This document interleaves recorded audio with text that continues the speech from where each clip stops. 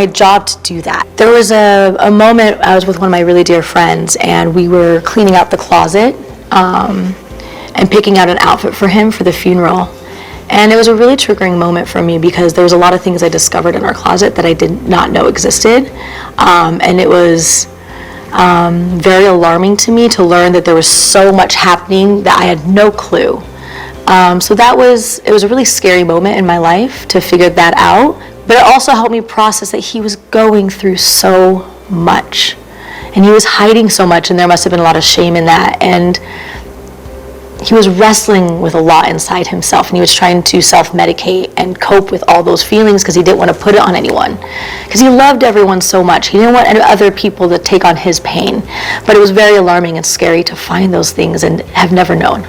I had been trying to release all this anger this whole time, and I thought for a moment I thought if you would have asked me 6 months ago, I thought I'd released all the anger out towards Steven. And I'm now learning that you're always going to have triggers with far more grace than she should have to. But we took the steps to really help her and communicate with her and make her feel seen and heard in it. And I think she also sees those words as something beautiful and also ugly. You know, it's a battle that she's going to always have with herself, but I know she can see it for both sides. When I would think about my husband at the time, I would think, oh, I love that tWitch is such a great performer, but then when he comes home, he feels safe enough to be Steven. tWitch was extremely extroverted. Steven was introverted.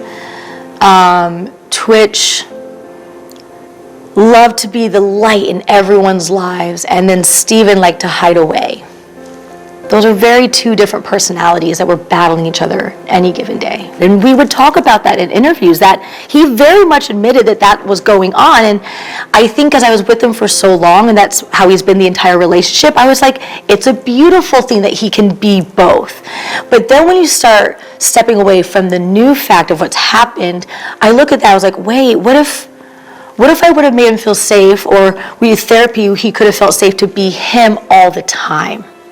And what if he felt safe being this one individual that has different kind of energies, but you don't have to be a completely different person and put them aside from each other? I wish in that part of my life with him that he would have felt comfortable asking for help, wanting to go to therapy, wanting to talk to his friends or loved ones or people he felt comfortable with about what he was really feeling. But I think he was always so strong for everyone. He wanted to continue to be that.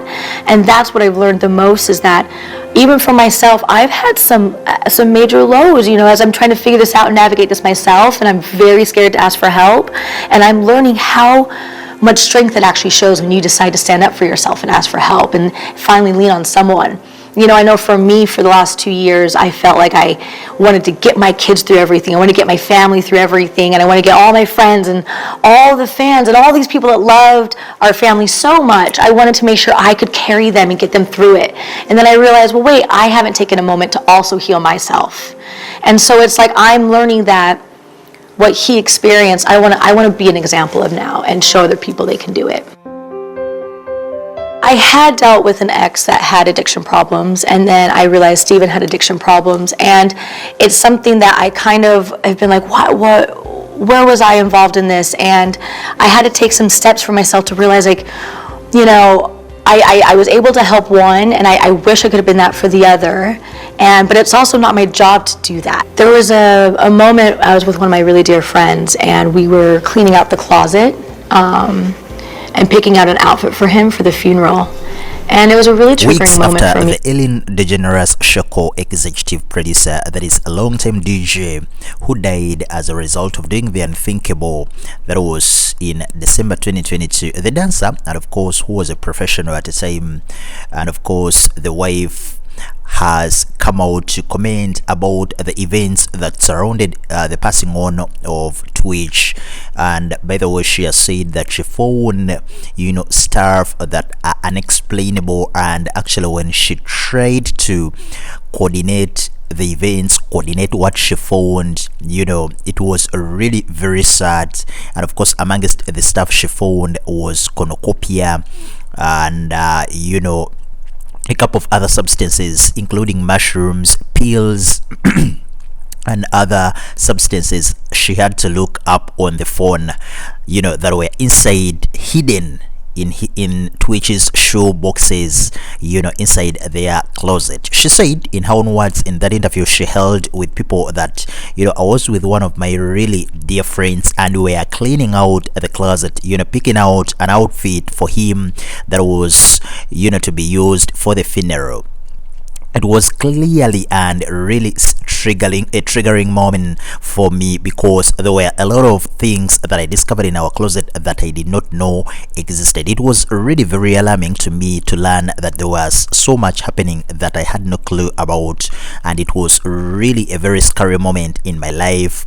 That is Allison speaking, to figure out, but I was helped, I was helped when I started processing what he was going through so much, and he was hiding so much, and there must have been a lot of shame in that.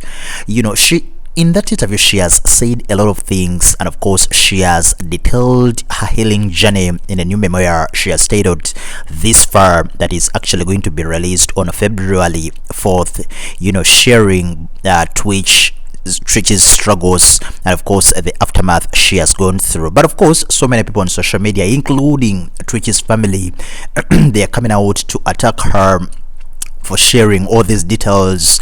One Courtney Ann Platt, who was friends with Twitch and Allison, by the way, fired the first shot on Tuesday with a long rant on Instagram, like you can see on the screen, blasting Allison for telling the media she allegedly found, a couple of substances in Twitch's shoe boxes before his funeral. Then other people, including the Real Housewife of Potomac star, that is Candiace Dillard Bassett, is also coming out, piling on to the people criticizing Allison, saying that this white woman is doing everything but protecting her black children and her black husband's legacy. She could have kept this in her therapist's office.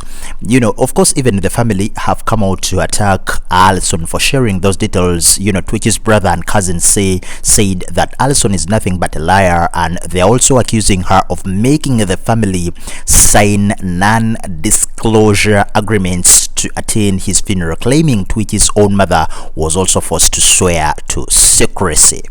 So it's been a lot of events coming out, but of course we'll be coming out to give you more details. You can hear the interview which we actually extracted from people that online news platform, or credited to them. Rest in power the king, that is Stephen Twitch.